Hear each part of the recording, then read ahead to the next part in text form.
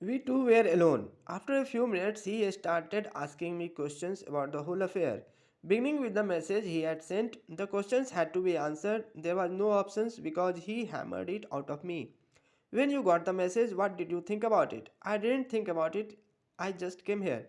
When you did not find me here and the people told you Babaji must have gone away, you should all return. What did you do? I waited there for your return. Why didn't you believe that I must have gone away? When I didn't reply, he repeated the question. Tell me what you felt about it. I told him that my only belief was that since he had sent for me, I was sure to have his darshan. You thought so. You were right. You had your darshan. After that, I had to narrate the whole episode of going towards the Sangam and Girish asking me to return. You did not agree with him and continued. But then you stopped suddenly and could not return back or continue forward. I said this was so. What were you doing when you stopped moving? For a long while, I could not reply. He started stroking my hair and repeated the question, insisting, tell me, tell me. Then I said, I was saying Ram Ram. It was as if something extracted the reply out of me. He whispered slowly, as if pouring the words into my ear. Ram naam karne se sab pura ho jata. Everything is accomplished by taking the name of Ram. Looking back, I realized how nicely the drama was enacted from the beginning to end, finishing the Mahamantra Ram Ram, the crux of all his teachings. The Mahamantra was not for any particular individual or for me alone, but for the generation of devotees who are attracted to him.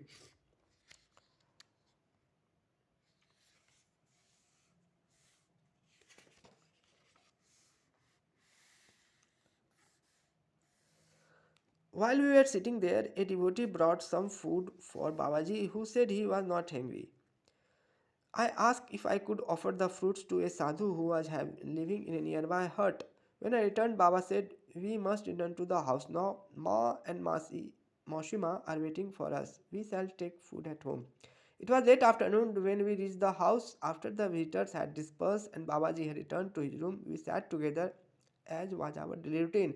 The devotees staying in the house were very keen to hear the whole story. Afterwards, Sukla exclaimed, with tears in his eyes, oh Dada, how fortunate you are. You had the precious mantra on the sacred bank of the Ganges. A few days after that, Babaji left Allahabad. The day before he left, he told me, Dada, you stay at home. I told him I would do so, although I didn't understand what it meant. When I asked Tularam, who was sitting with me, he said, Uddhav, we do not understand it now, but we will know in due course. Since then, I have come to stay in the house year round except to go to my work at the university or when I was in the company of Babaji or when he sent for me to meet him at the Kachi or Vrindavan. My visits to friends and relations all came to an end.